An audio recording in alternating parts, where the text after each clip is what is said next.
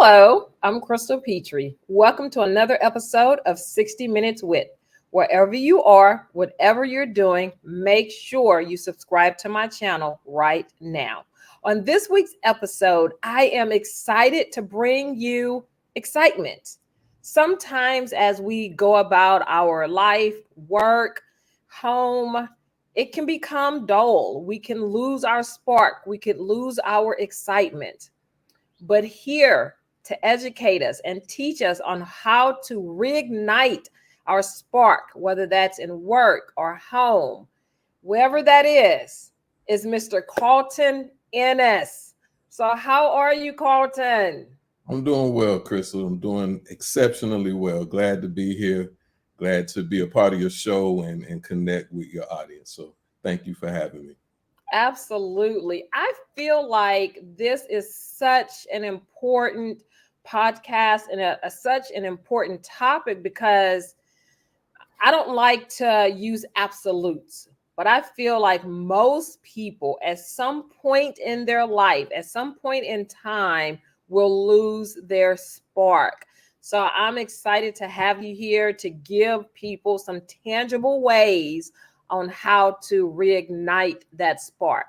But before I ask my first podcast question, where in the world are you, Carlton? So officially, I am in Austin, Texas, but I always introduce saying that I'm originally from Miami, Florida. I live here, but I'm not from these parts. I love where I'm from. I love where I am, but originally from Miami, Florida, but home has been Austin, Texas for going on 12 years now. Well, we love to have you here in the great state of Texas. Thank you. Thank you.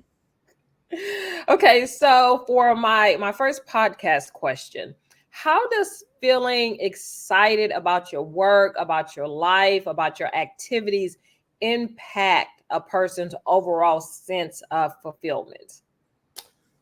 Well, that excitement represents inspiration. So if you're excited about where you're going, excited about what you're doing, you're inspired to do that thing. And if we talk in a professional space, you're inspired to do that work. When excitement is lacking, now you're carrying resistance. Now you're needing to overcome something in order to complete your tasks. And so what reveals itself in that process is, tasks take longer to complete. Your body is taking on more stress, which has its impacts in our health and well-being later. And then the success in that work, if you're demotivated, uninspired, detached, disconnected from the work that you're doing, somewhere, somehow, that's going to be reflected in that work product.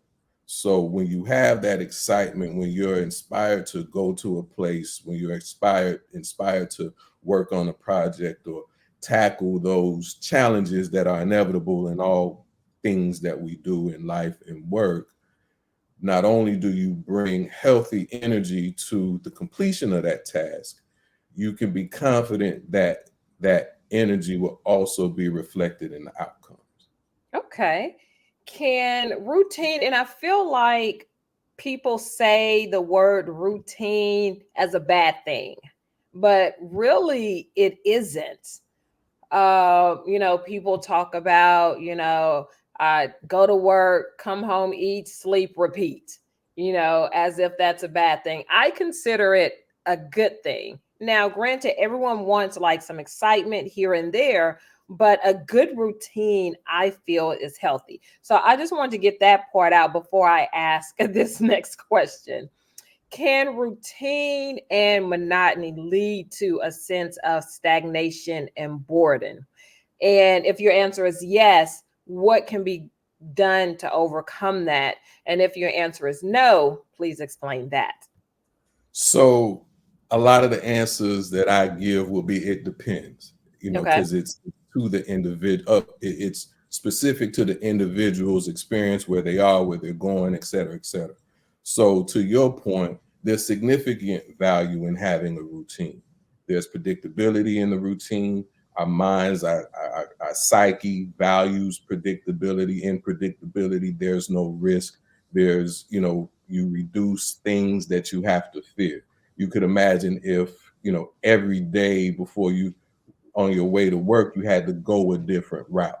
So, you'll be waking up, do I have enough time? What is the traffic? Will I get lost?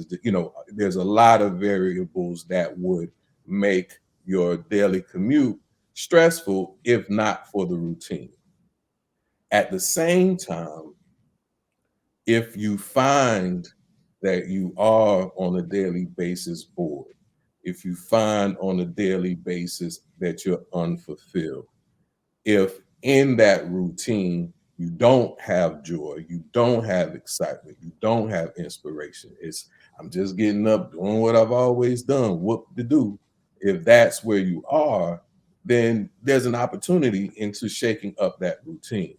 And it's not the, you know, if you meditate or journal or just brush your teeth in the morning, we're not talking about that routine, but we're talking about the routine of your life experience. If there's a gap in you, a dissatisfaction with your life that you're starting to feel or perceive things from, then yeah, your routine may be due for a shakeup. What would you say are some ways that people can shake up their routine? Again, which aspect of the routine that we're talking about, but for some it could be take a different route to work, just do something that's different. If you have a tendency to go to the same place after work, or let's say in your example, go wake up, go work, go home. If that's your routine, is there some place you can go in between home and work? Is there some community service that you can do? Is there some social network that you can participate in? Is there something else in between stopping points in your routine that you can add to it? Because just because you don't enjoy your job doesn't mean you can change it tomorrow.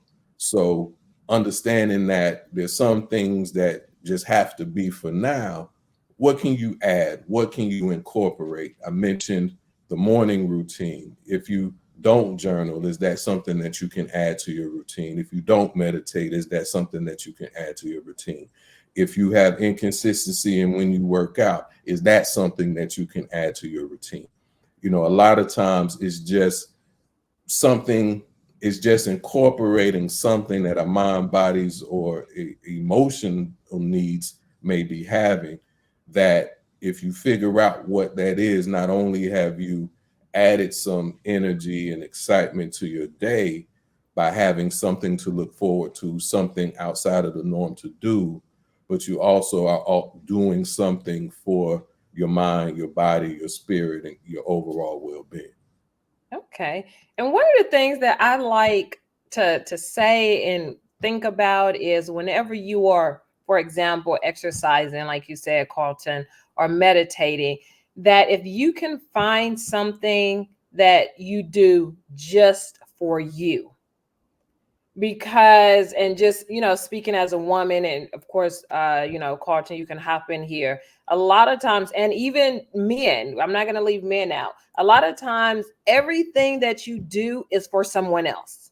Mm-hmm. It's for your spouse, it's for your kids, it's for your mom or your dad, your in-laws. Like everything that you do in your life, you're doing it for someone else. So if you can find something in your life that you do and you reap the benefit of it, I think that also helps with like the excitement and maybe getting rid of the boredom or the routine. Just finding something, and of course I'm talking about something that's healthy, something that's legal, but something that you and you alone benefit from.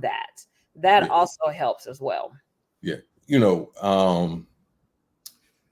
Not to leave the men out, Mhm. there's something that happens to all of us in our life's journey that convinces us so much of our life is about what we do, what we give, what we offer other people. Sometimes that's the Yes. spouse. Sometimes it's the place of employment. Sometimes it's the kids. Sometimes it's the church. Sometimes it's your client base. Sometimes it's your art. Whatever it is, our world revolves around doing, giving others, which is a great thing. There's nothing wrong with that.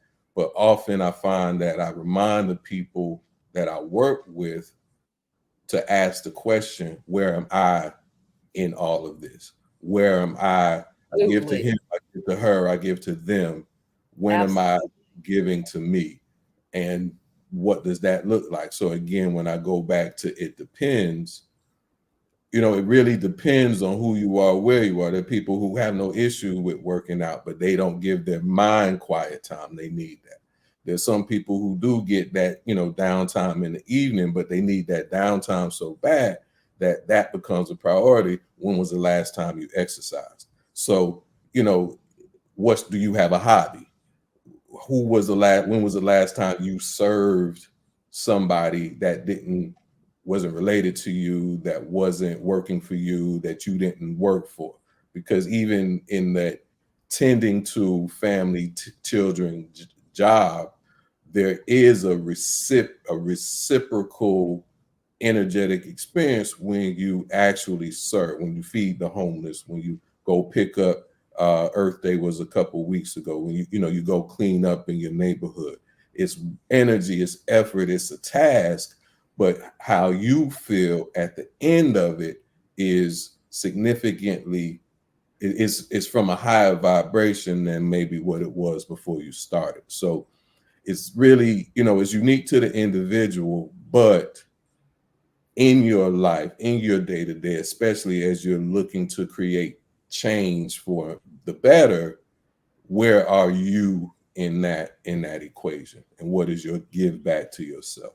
Absolutely. And sometimes I feel like society can make people feel bad or feel guilty about, Mhm. what's in it for me? Like, what am I doing for myself? But at some point in time, being selfish is not a bad thing, especially if it's going to help you in other areas of your life. Sometimes being selfish is okay.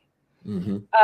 But before we go any further into this conversation, my audience knows that I only bring the best of the best onto my podcast. So let's just talk about you a little bit, Carlton. You are a life coach.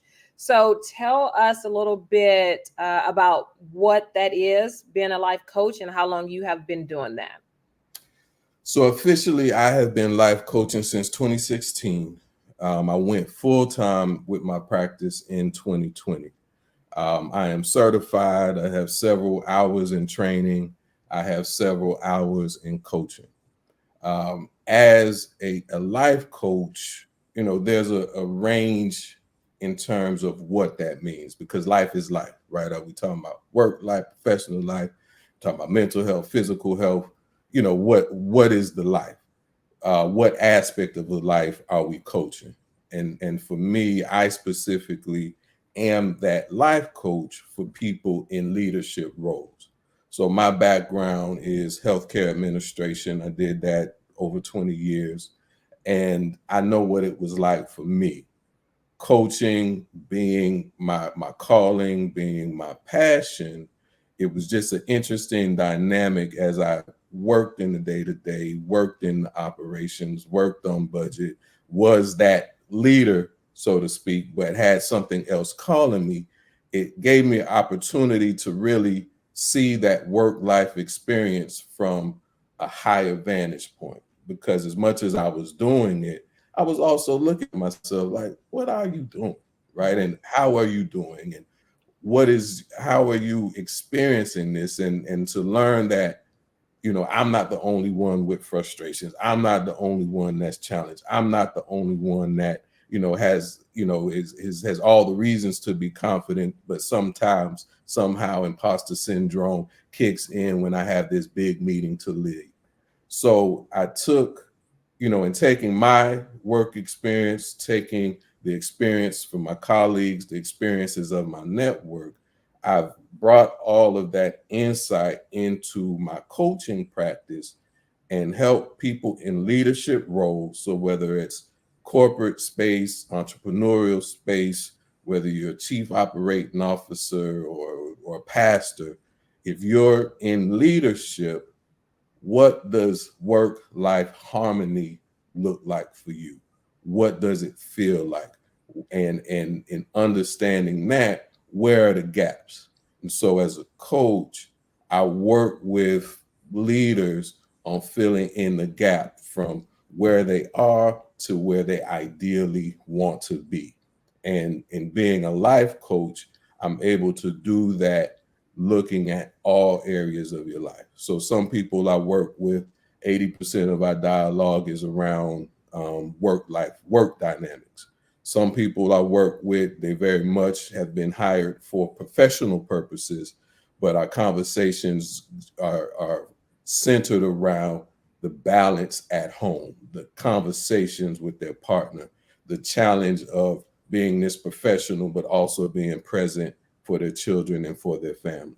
So goals and objectives may very well be work focused. They don't have to be, but even if they are, the work that I do looks at the individual in totality.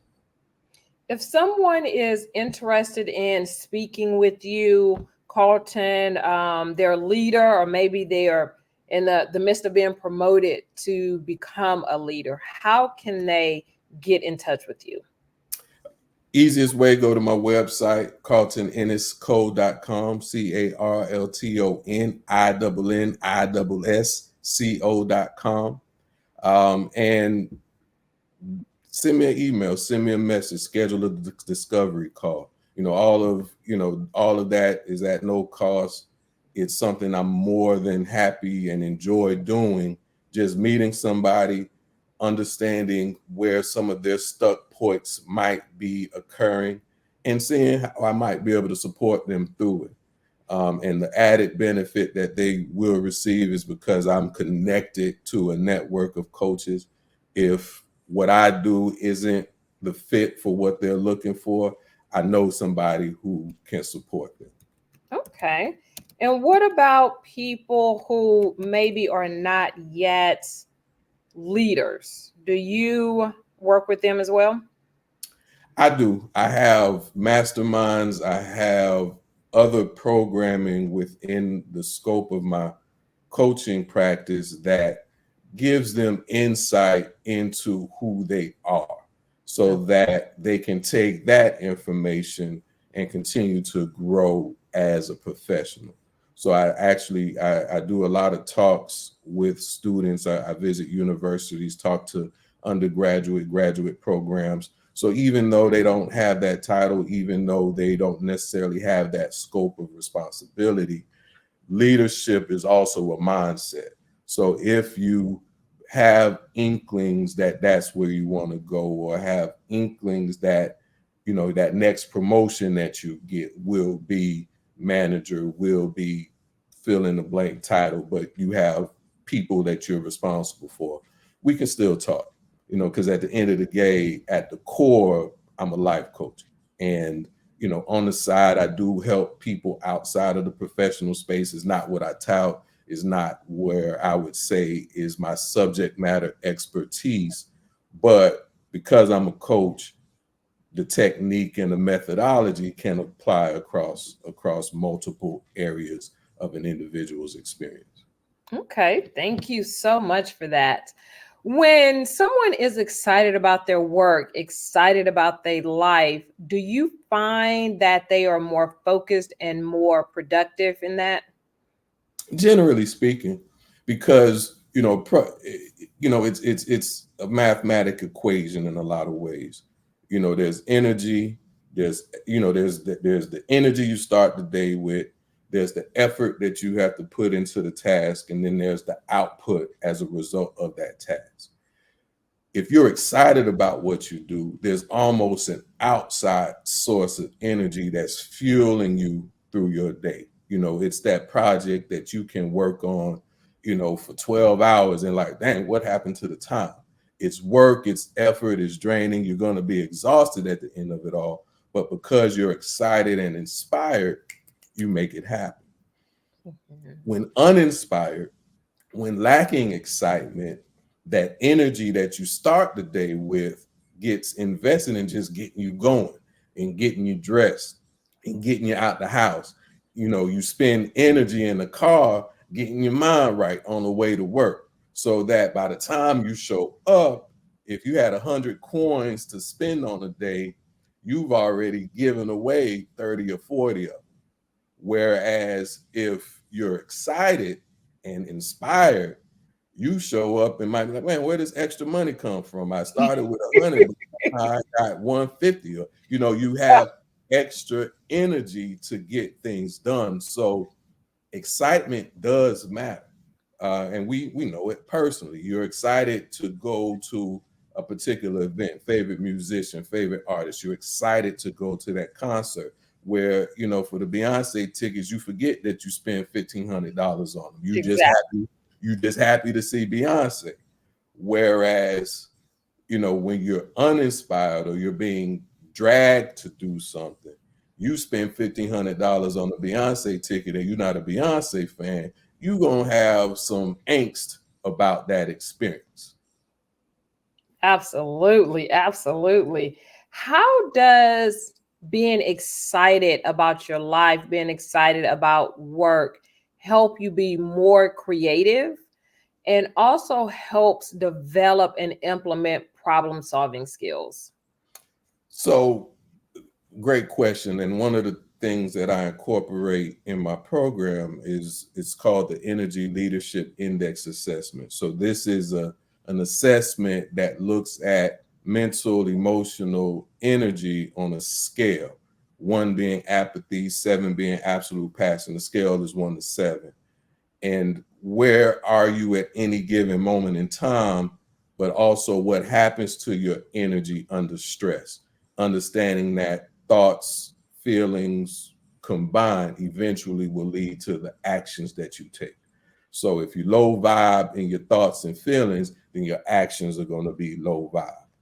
So to your question, creativity starts at a higher energetic frequency, so to speak. So when you start getting into that space of peace and that space of joy and that space of intuition, that's where creativity exists.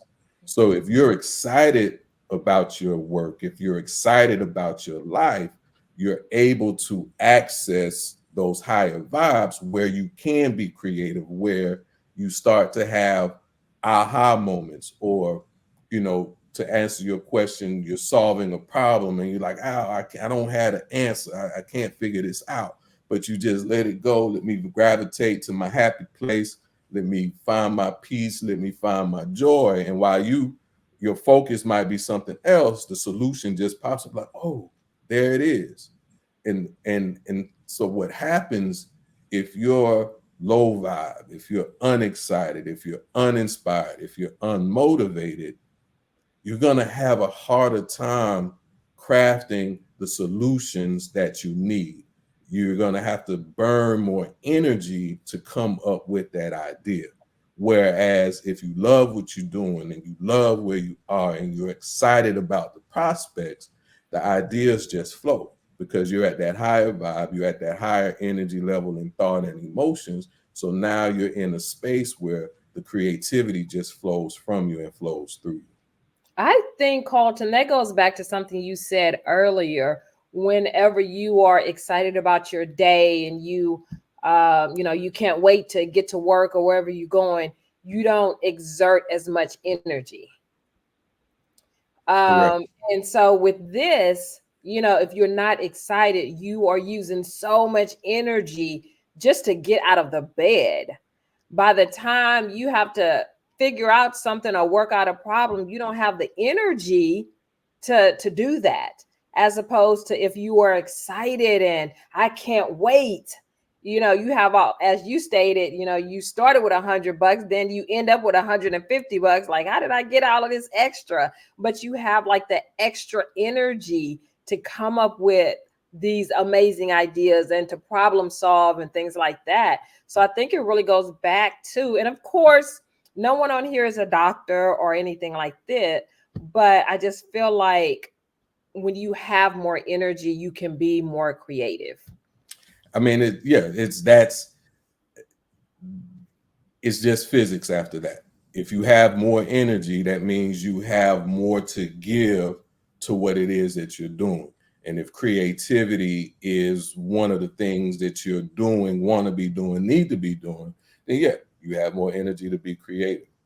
Absolutely. How does workplace enthusiasm, basically being excited and happy to go to your job, contribute to a more collaborative and successful team environment? It depends. Okay. So when you think about work, and again, in my space of working with people in leadership roles, you don't have control over other people. So everything that we're talking about in routine, how you start your day to commute to work, everybody that you work with is having their own version of that same process. Yes, energy, excitement, enthusiasm for you as an individual helps you create, helps you perform. Same would be true for your colleagues, your teammates, your coworkers. Enthusiasm, excitement will help you as a team perform. But if the other individuals aren't there, the other individuals don't have a coach, don't know how to necessarily get there of their own devices. Maybe there's trouble at home, maybe they're unfulfilled in the work that they're doing. You can't fix that for them. But by honing in on your energy, prioritizing your enthusiasm, you create the space for it for the others should they decide that should they be in a place and space to be able to get there too.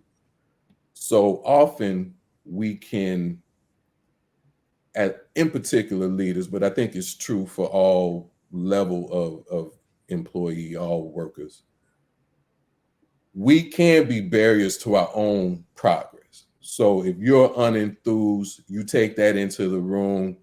They want to create, they want to brainstorm, but you just like, I ain't just. Got them So all folded, looking like what?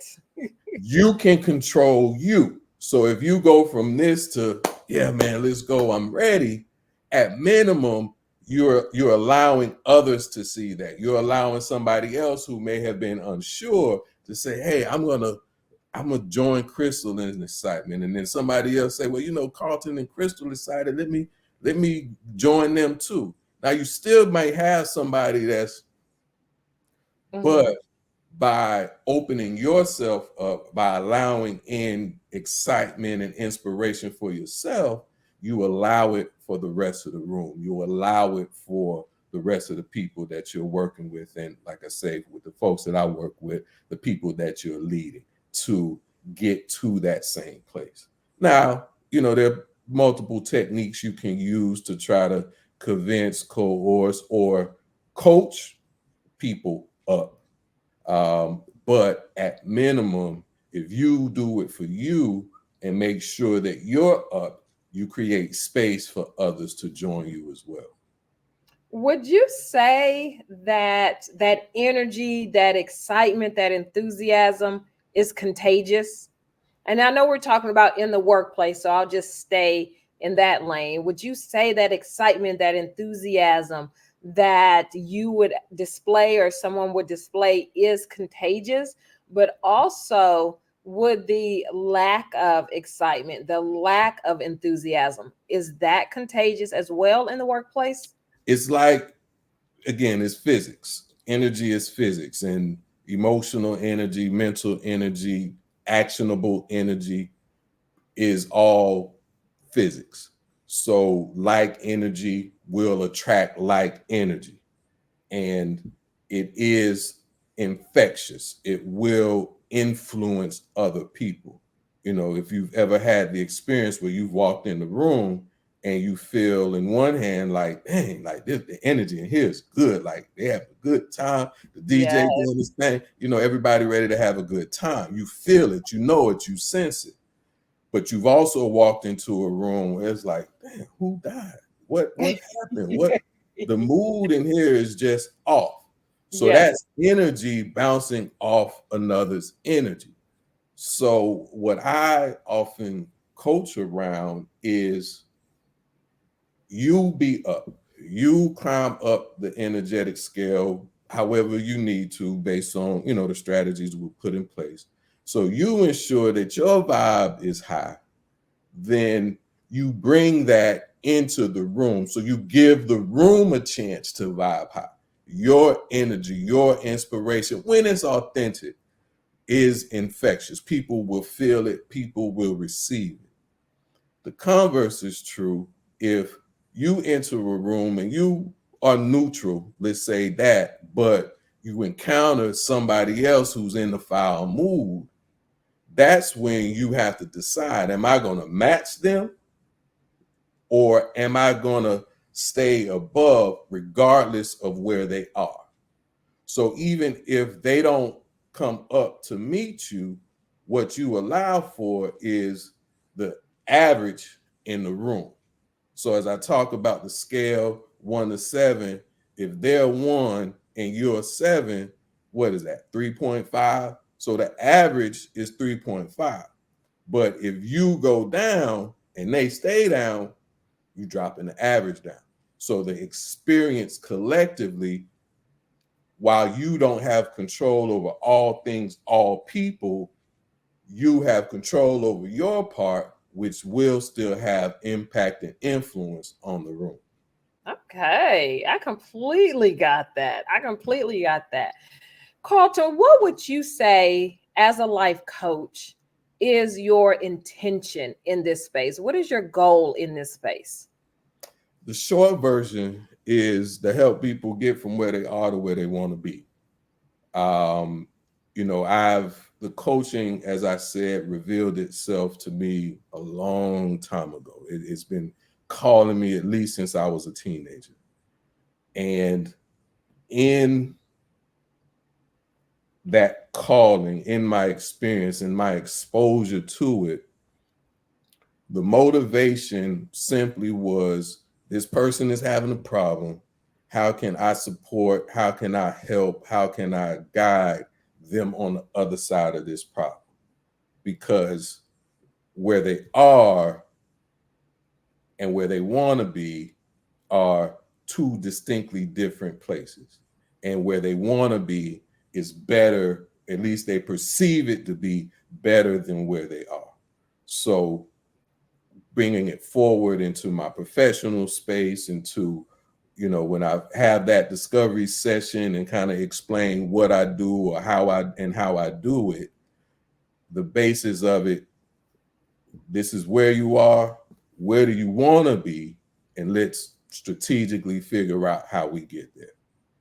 Carlton, who coaches the coach? You're the life coach. You're coaching other leaders and other people how to get from one area in their life to another area in their life. But who does that for you, or do you do it for you?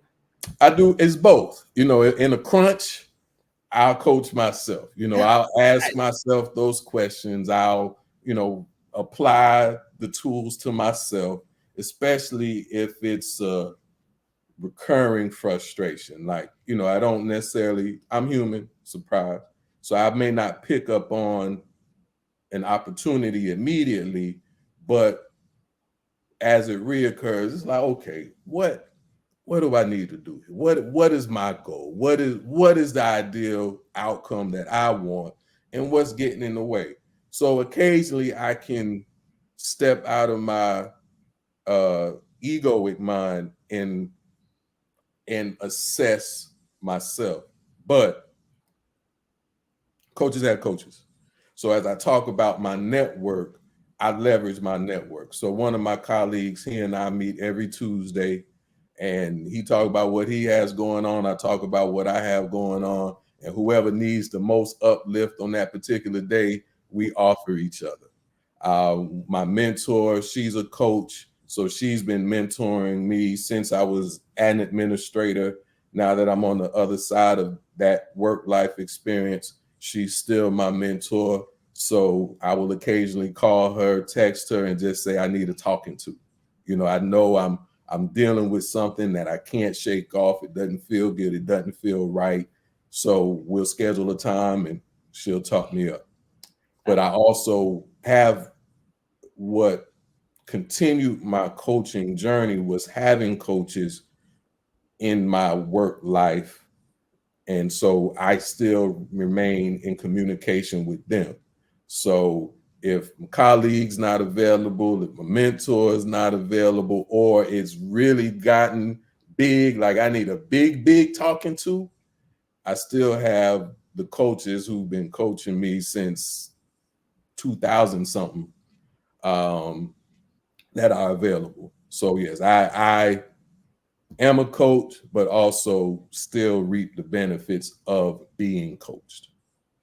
Do you think that's something, and obviously, we would, recommend getting a life coach such as yourself, but do you think that that is valuable, having someone, a friend, even if it's not a coach, a friend, a trusted friend that you can pick up the phone with, schedule a meeting with, every Tuesday, we gonna talk, and whoever needs it the most, we're gonna get that. Does that help with reigniting excitement and reigniting the spark in your life, whether that's professional or personal?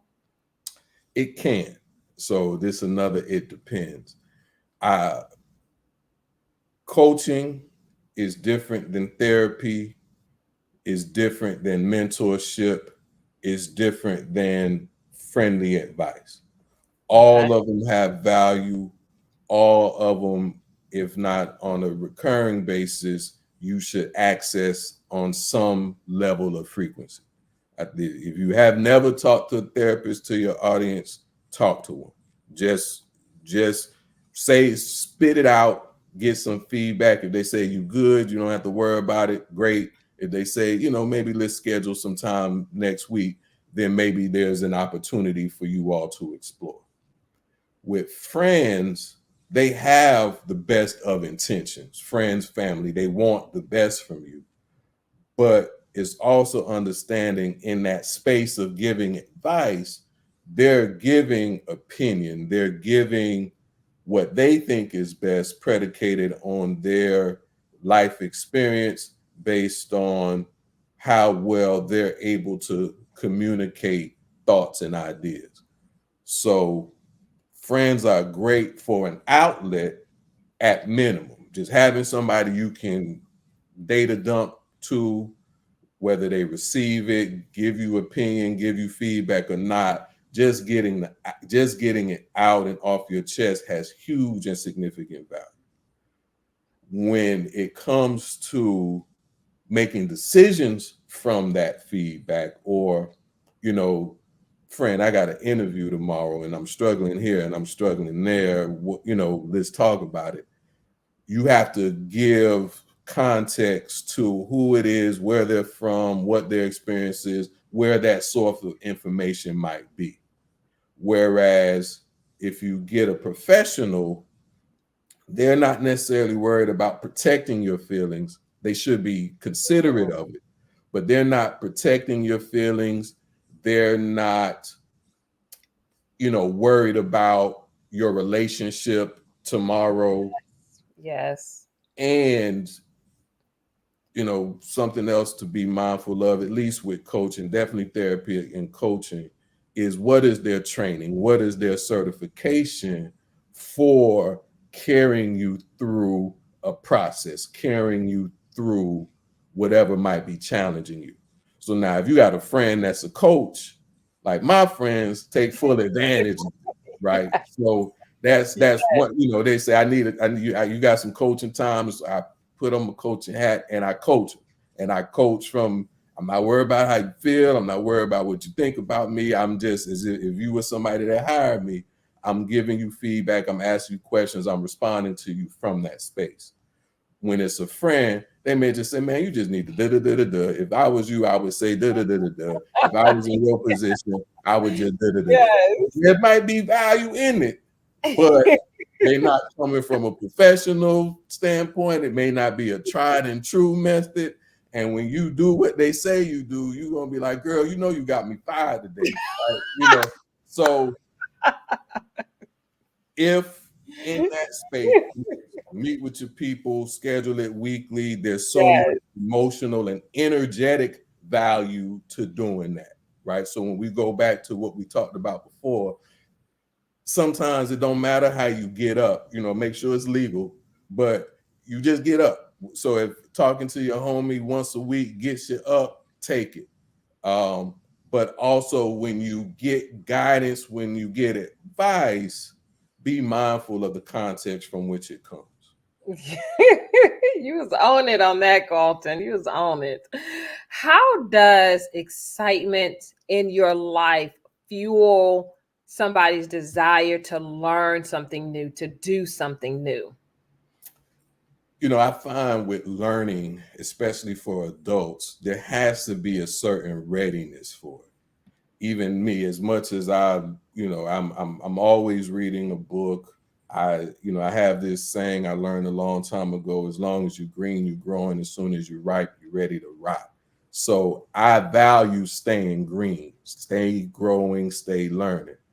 But the idea of sitting in a classroom environment will give me hives. Like I don't want it. I don't want to take no note. I don't want to listen to no professor. That's not where I am. There's resistance in me as it comes to classroom learning. If you're excited about a thing, you're excited about a new job, technology is evolving, artificial intelligence. So maybe you're excited to learn how to use ChatGPT. So this 8-hour webinar, you're there, no resistance. Let me get the information in. When uninspired, when lacking excitement, more often than not, there's going to be a barrier between you and that information. So in engaging in uninspired education, you're going to miss something. You're going to filter something out. You're not going to be as engaged as a student. You're not going to ask questions to the instructor. You're not going to engage in the chat groups with your colleagues afterwards. But if it's something that excites you, something that you want to learn, predicated on the desire, predicated on the need, your willingness to be present, your willingness to engage elevates so that you become a better student in essence. Okay. Does excitement and having that spark make you more receptive to new things and expanding your horizons and new opportunities? Yes. There's not that one isn't, it depends. The short answer is yes. Because again, on that scale in my work from 1 to 7, excitement is in that 4, 5 and up range. And again, if you're there, you have room for creativity. You have room for taking in information. You have room for learning and applying new things. If you're lower on that scale, 1 to 2, frustrated, agitated, worried, concerned, anxious, apathetic, lethargic, all of that is going to be a barrier to that information, insight coming to you. So if you can move up the scale, the realm of opportunity grows. So, on the next couple questions, just give us like some tangible, maybe even some intangible ways that we can do this. What activities or pursuits in life would you say can help spark curiosity, can help reignite that spark in somebody's life and at work? So, the name of my program is called The Ultimate Spark. Okay. And the reason I call it that is because what you want is on the other side of the spark. You got to get the spark for the rocket to take off. You got to have the spark before the fireworks go off. So the question is, what is that thing that sends you off into the stratosphere? And in my program, we go on a journey. So the answer overall to your question is it does depend and is unique to the individual. But what I can share is what folks have done in order to attain that spark, right? Okay. So one is find yourself. So as we talked earlier, where are you not loving yourself? Where are you putting other people, places, and things in front of you? Often with professionals, it's reflected in their calendar. They got team meetings, they got budget meetings, they got kids that they have to take to an event, they have chores and tasks, honey-do lists at home, like a whole list of tasks, whole list of appointments. You look at their email and you see 1,000 unread emails. You look at their calendar and you see the calendar has all sorts of stuff on that. And so you ask the question, where are you on your calendar?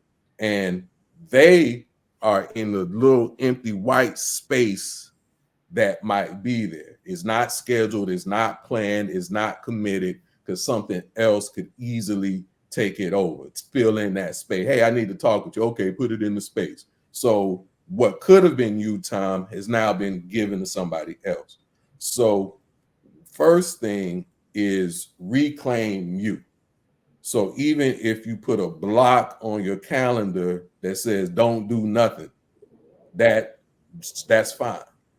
That space for you to not be doing something for somebody Right. else, that space for you to either sit there and look at the wall, twiddle your thumbs, play Candy Crush, Yeah. read a book, watch that educational video, but that's you time to do what you want. Mhm. So reclaim your calendar, reclaim you, and prioritize it, right? So that's one thing. Another thing, move your body. So, you know, whatever that is for you. Some people like weightlifting, some people like running, some people like none of that stuff. But to that person, I would say, well, what can you do? Can you go for a walk? Can you, are you, is Peloton something that's in your budget? And do you have the space in your house for it?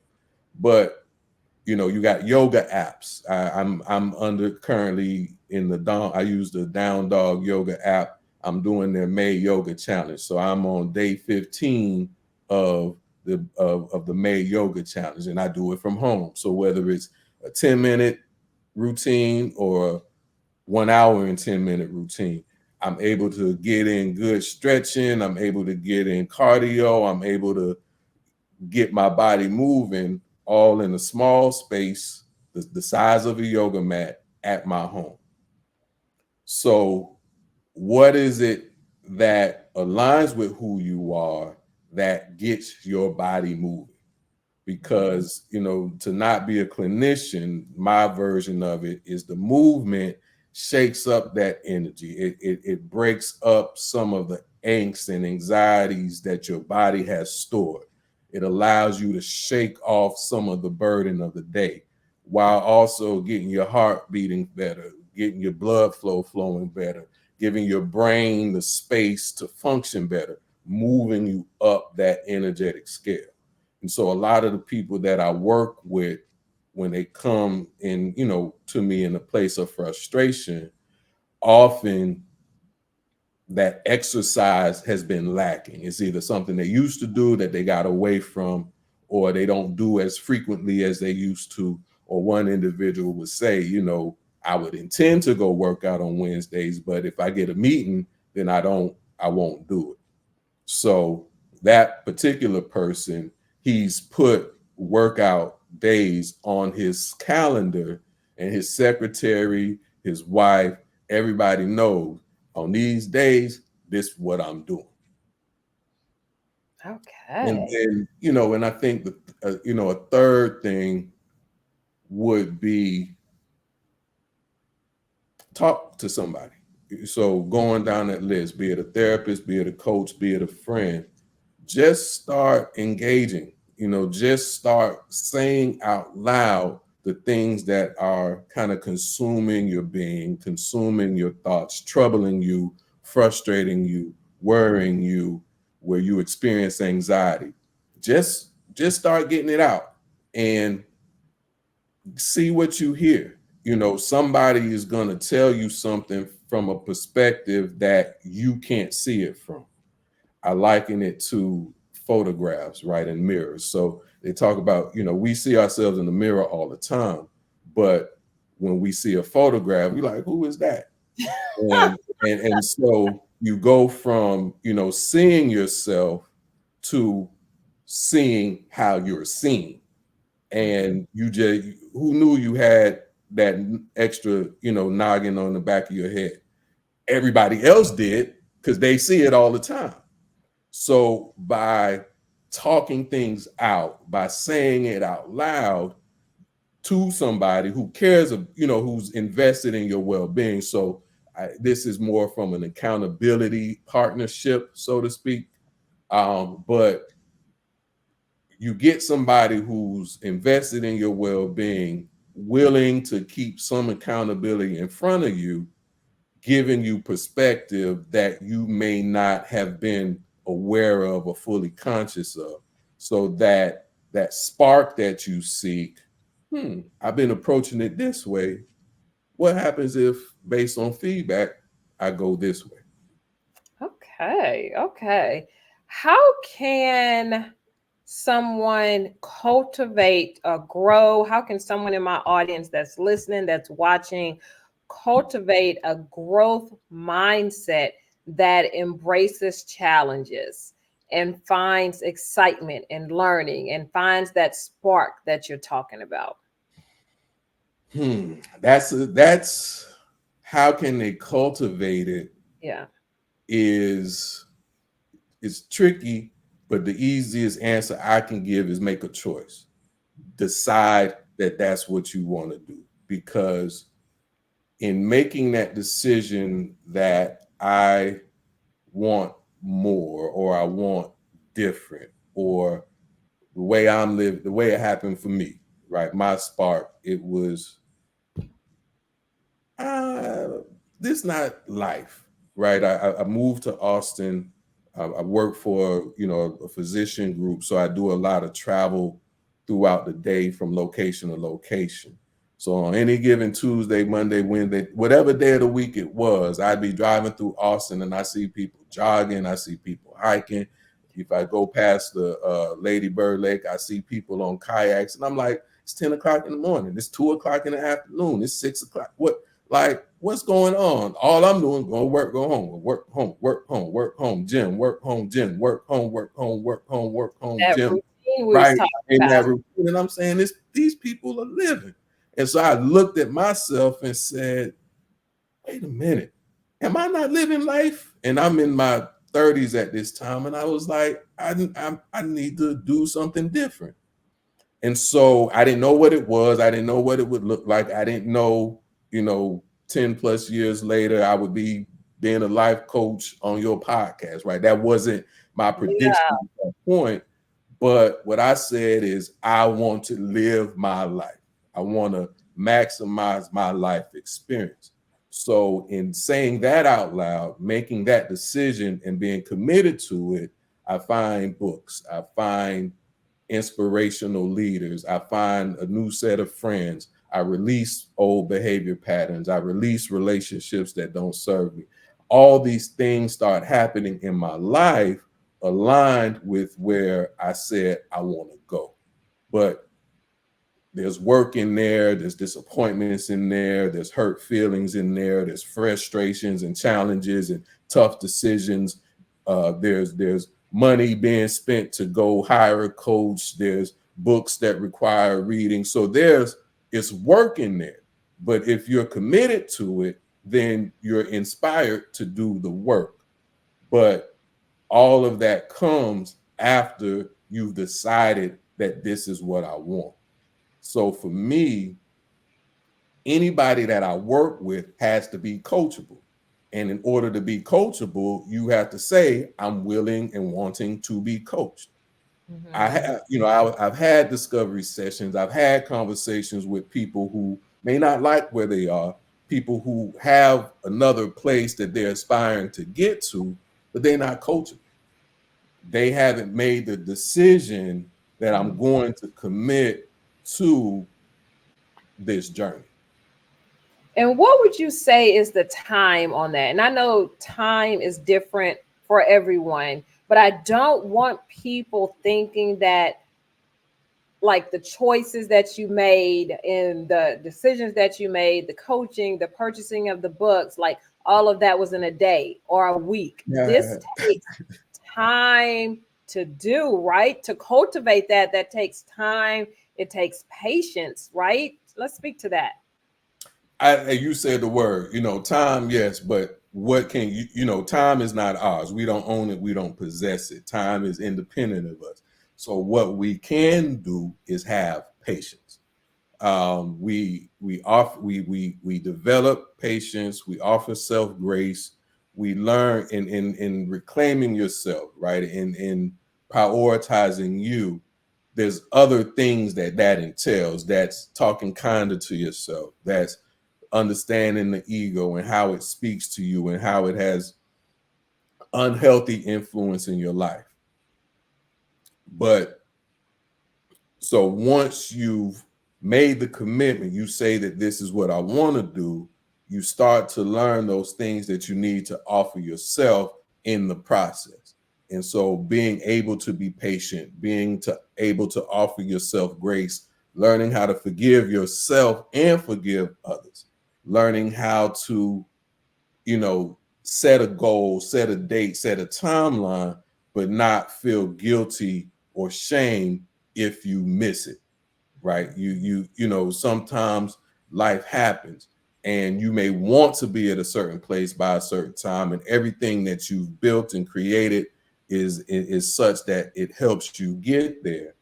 But if it doesn't happen, did you grow in the journey? What did you learn in the process? What can you ascertain from this experience that you can apply to another experience? And so the thing that allows you to do that and see it from that vantage point is, and as you said, having that patience. How does practicing, and this is me assuming that it does, so if it doesn't, please correct me, but how does practicing gratitude in your life, in all areas of your life, help reignite that spark and give you that excitement back into your life? Gratitude serves a lot of purposes, especially when we talk spiritual. But the one of the greatest advantages that I see is it's a tool in shifting your energy. So again, if you're seeking that spark, or even in my program, the ultimate spark, we're going to talk about what do you do to shift yourself up, right? So there's a version of you when you wake up in the morning, when life is good, all is well. And there's a version of you when stressors present. Stressor being, I ain't got no money in the bank. Stressor being somebody stepped on my pinky toe. Stressor being, I don't like this dang on meeting that we keep having, that we go to every week. Whatever the stress is, could be kid, could be spouse. I'm a sports fan, your team lost, whatever that is, stressor. There's a different way that you perceive the world. There's a way that you project to the world under stress. So gratitude, when you're in those lower frequencies, those lower vibes, is a tool that helps you shift up, because you may be inclined to say the sky is falling, but then gratitude says, well, at least I got a roof over my head. Mm-hmm. Life may be wanting you to say, I failed at achieving that objective. But gratitude says, it was a great experience in leadership because my team was all engaged on it.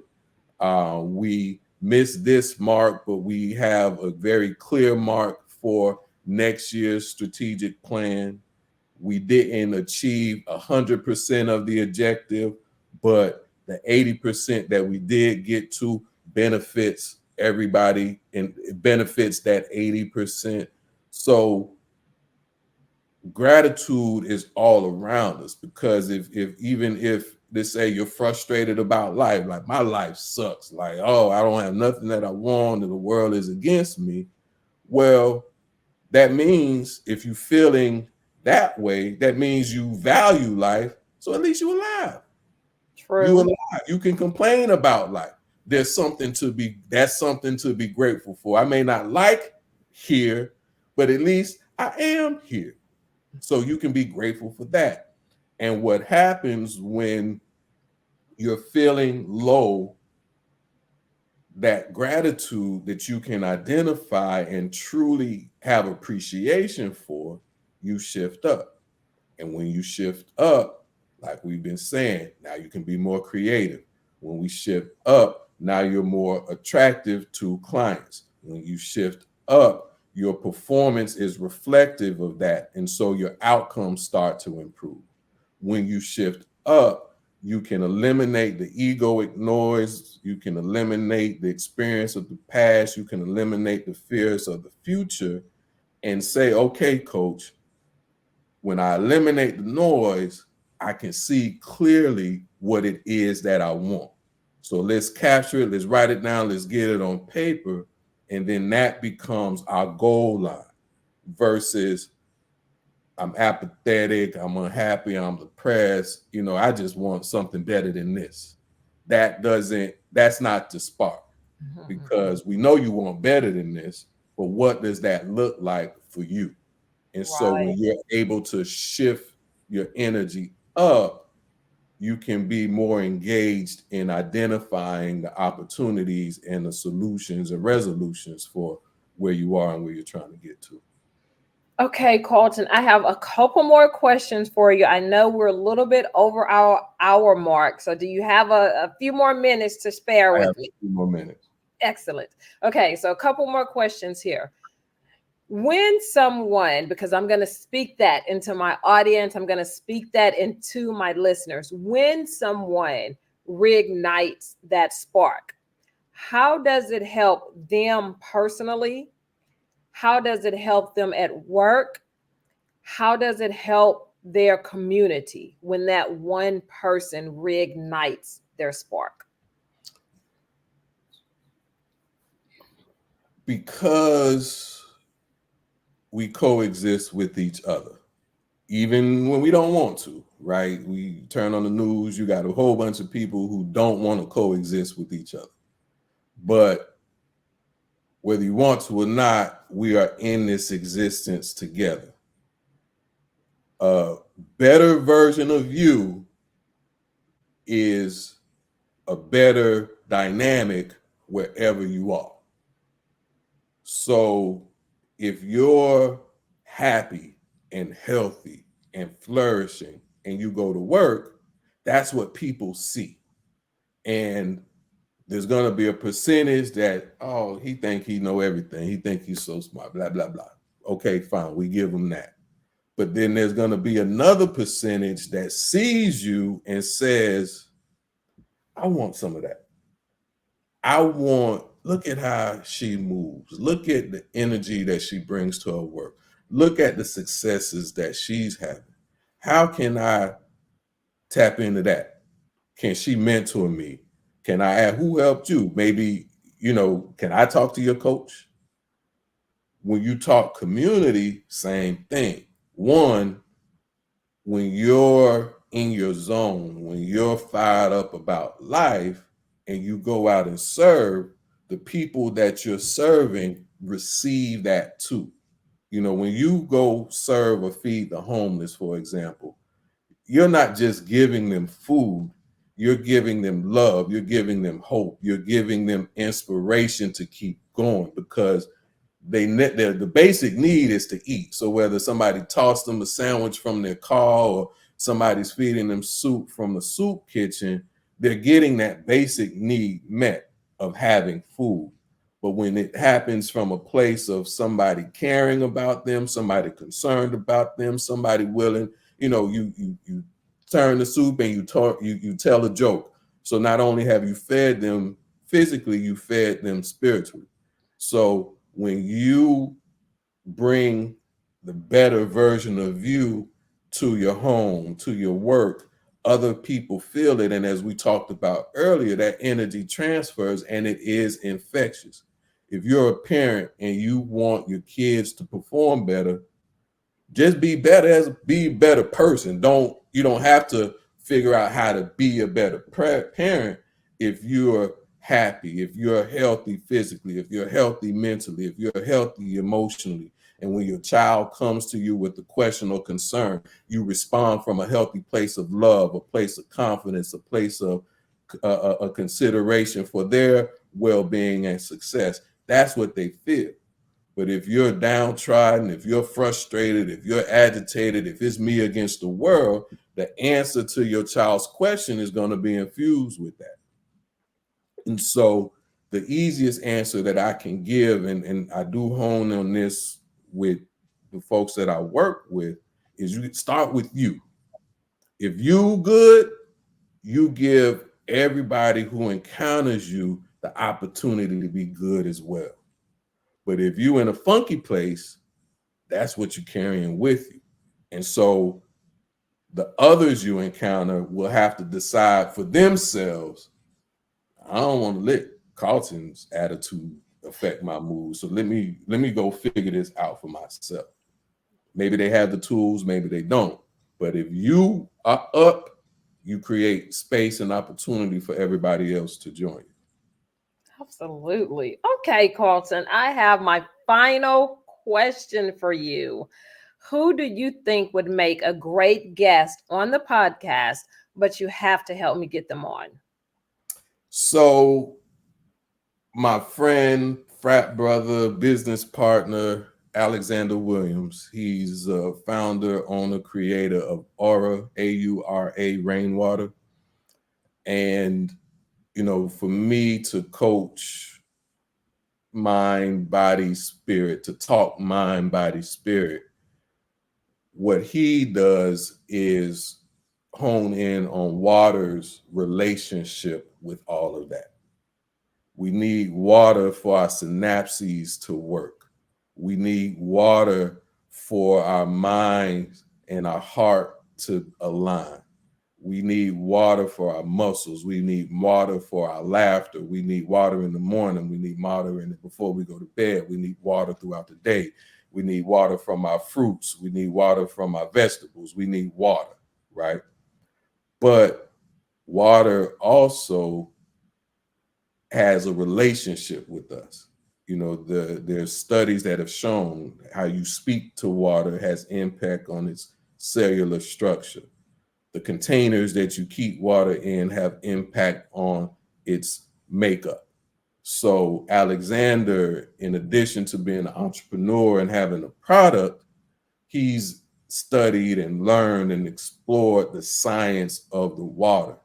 And so, you seeking your spark, go get it. What I'll tell you, if you are underhydrated, you are selling yourself short. So you want to do good, you want to look good, feel good, do good. You also need to drink your water. And Alexander can help understand why. Oh, thank you. This has been such a great interview. You got me excited. And Good, I feel like I'm a very excitable person. good, good, But yes, you did good. so good. Thank you. I enjoyed it. I enjoyed it. I am glad. I am glad. Well, thank you so much, Carlton, for sitting down, and thank you for saying yes to doing my podcast. I appreciate it. Thank you for having me. I enjoyed it, and I look forward to all that you're doing, and I'm glad that you and I are connected. Thank you. Thank you. And thank you to my listeners, my viewers, my watchers. You can get Carlton's podcast and all of my other podcasts on YouTube Podcasts and Apple Podcasts. And remember, there's always time to listen and learn on the go.